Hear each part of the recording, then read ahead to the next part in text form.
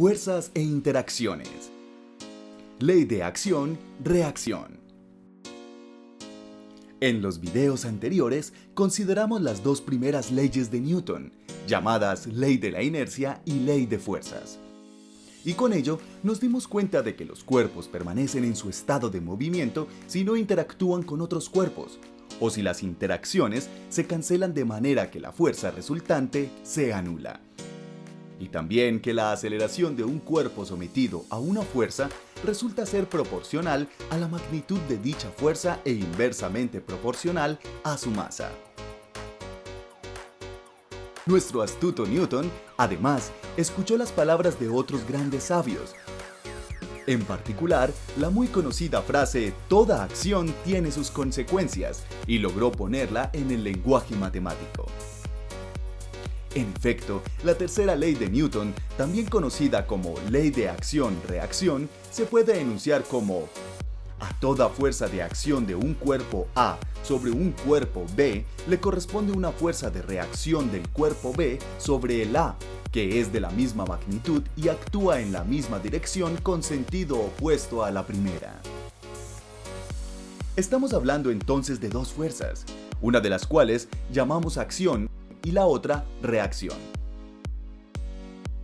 Esto lo podrás notar si, por ejemplo, apoyas con fuerza tu mano sobre una pared fija o sobre un pesado saco de boxeo que pende del techo y empujas. Como resultado de la fuerza que haces sobre la pared o el saco, resultarás empujado por esta en el sentido contrario al que realizas la fuerza. Estas dos fuerzas reciben el nombre de par acción-reacción o simplemente par de fuerzas. En su formulación matemática, la tercera ley de Newton se escribe FAB igual menos FBA. Para que dos fuerzas sean un par de fuerzas acción-reacción, es necesario que se cumplan las siguientes condiciones. Primero, las dos fuerzas actúan con la misma intensidad. Segundo, estas fuerzas actúan sobre una misma línea de acción, es decir, comparten una dirección en el espacio. Tercero, ellas actúan en sentidos contrarios. Cuarto, las dos fuerzas actúan sobre cuerpos diferentes, esto es, la fuerza que hace el cuerpo A sobre el cuerpo B actúa sobre B, mientras que la fuerza que hace el cuerpo B sobre el cuerpo A actúa sobre el cuerpo A. Para aclarar un poco más estas ideas, consideremos las fuerzas en un sistema formado por tres cuerpos: nuestro planeta Tierra, una mesa en su superficie y un libro que reposa sobre la mesa. Por simplicidad, fijémonos solo en un principio en las fuerzas que actúan sobre el libro. Como lo imaginas, el libro sobre la mesa permanecerá en reposo porque las fuerzas sobre él se cancelan. Una primera fuerza es su peso, que es la fuerza gravitacional con que la Tierra lo atrae hacia su centro. Esta fuerza, que llamaremos fuerza A, se da entre la Tierra y el libro y actúa verticalmente y hacia abajo. La otra fuerza que actúa sobre el libro es el resultado del contacto con la mesa. La llamaremos fuerza K y es el soporte que la mesa le hace al libro. Se le conoce como fuerza de soporte o también fuerza normal. Y de nuevo, es importante notar que es la interacción entre dos cuerpos, la mesa y el libro. Estas dos fuerzas, A y K, cumplen las siguientes condiciones. Primero, son de la misma magnitud, A igual K. Segundo, actúan en la misma dirección. Y tercero, actúan en sentidos contrarios. Y esto hace que se anulen y el cuerpo permanezca en reposo. Pero no cumplen la cuarta condición, pues ambas fuerzas se aplican sobre un solo cuerpo, el libro. Por lo que, a pesar de cumplir las tres primeras condiciones, no son un par de fuerzas.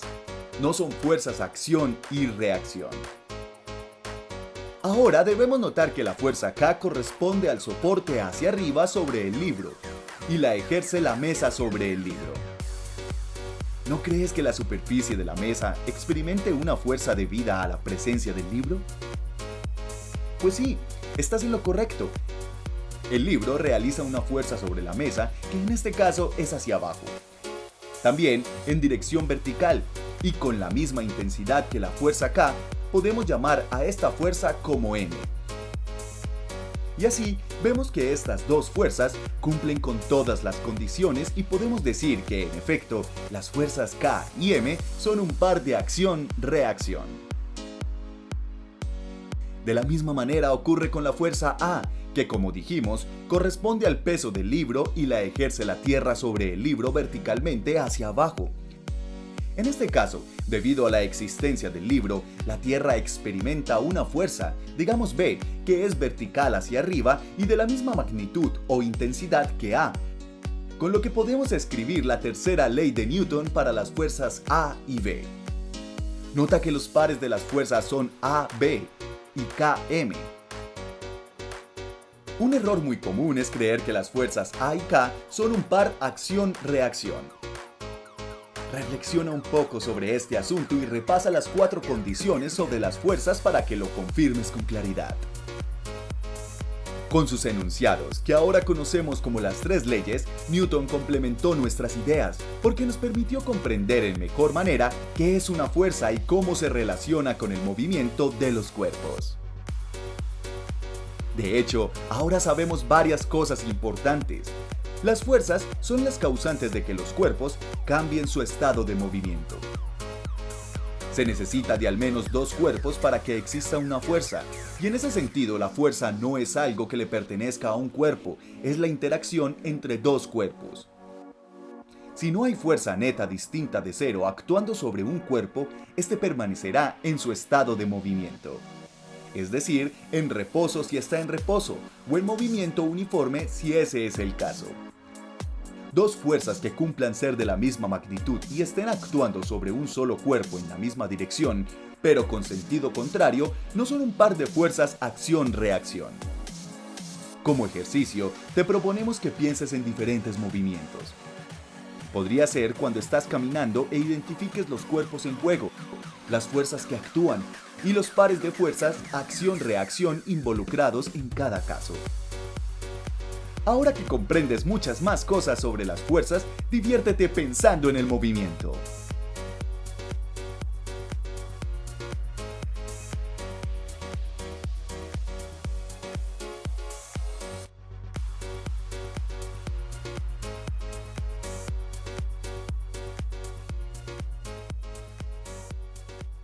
Antioquia piensa en grande.